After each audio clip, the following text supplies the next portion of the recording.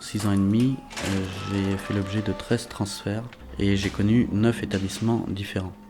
La moyenne des tailles de cellules, c'est 9,20 m². Dans cet espace, pour une personne valide, on peut avoir la douche, WC séparé, protégé de la vue directe du surveillant, pour une personne. Malheureusement, dans toutes les maisons d'arrêt où je suis passé, il n'y avait aucune place de libre, où les 3/4 des cellules étaient doublées, voire triplées. Donc au niveau de l'intimité, il n'y en a pas. Pour l'entendre dans la cellule, quel programme télé on va regarder, eh ben, ce sera la loi du plus fort.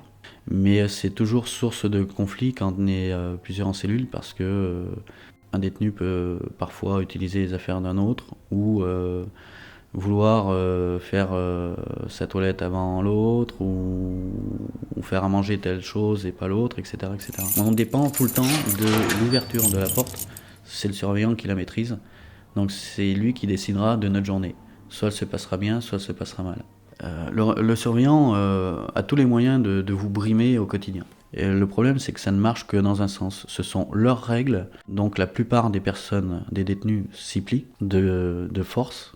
Et la répression, ça va simplement, ça peut aller de l'avertissement jusqu'à le mitard, c'est-à-dire on vous enferme pendant une durée maximum de 45 jours.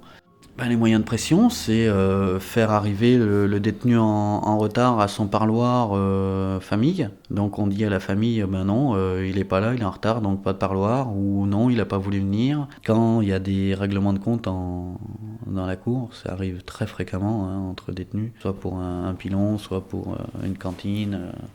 Ils arrivent à rentrer, pas pour séparer, parce que quand ils arrivent c'est trop tard.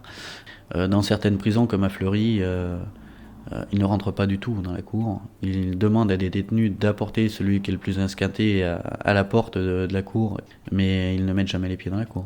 Jamais. La messe, c'était pas un échappatoire, c'était histoire de passer 2 heures ailleurs qu'en cellule. Donc il y a un aumônier, plus dans certaines prisons des bénévoles. Et c'est vrai qu'il y a un côté quand même agréable, c'est qu'on rencontre des personnes. On a une ouverture vers le monde.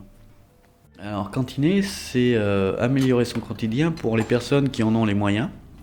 L'argent qu'on gagne en prison ou qu'on se fait envoyer par mandat est sur un compte géré par l'administration qui prélèvera la somme correspondant à ce qu'on veut acheter. À savoir quand même, allez, 1 kilo de sucre, ça vaut 1 euro. En prison, faut multiplier par 2, voire 3, suivant les prisons. Et tous les produits sont comme ça, que ce soit les pâtes ou autre chose.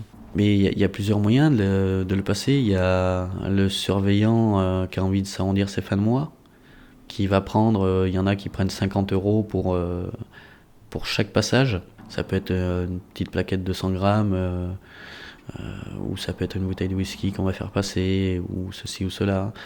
Ou alors il y a les parachutages, c'est-à-dire de l'extérieur, des copains de détenus viennent et balancent par-dessus les murs à l'aide de catapultes, soit avec une raquette de tennis et dans une balle de tennis, et ils envoient ça dans les cours. Donc tout rentre. Il y a 100 façons de le faire rentrer. Et le yo-yo, c'est le moyen de transport des marchandises.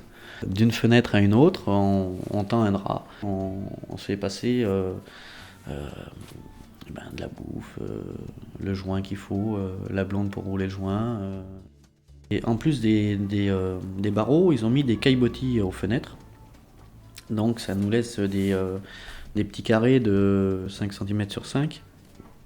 On arrive toujours à faire passer certaines choses. C'est la fiole, c'est-à-dire on drogue, enfin on cachetonne pour les garder calmes, on les cachetonne à fond. Maintenant sur la drogue, sur le shit, beaucoup de surveillants sont favorables à ce qu'il y en ait en prison.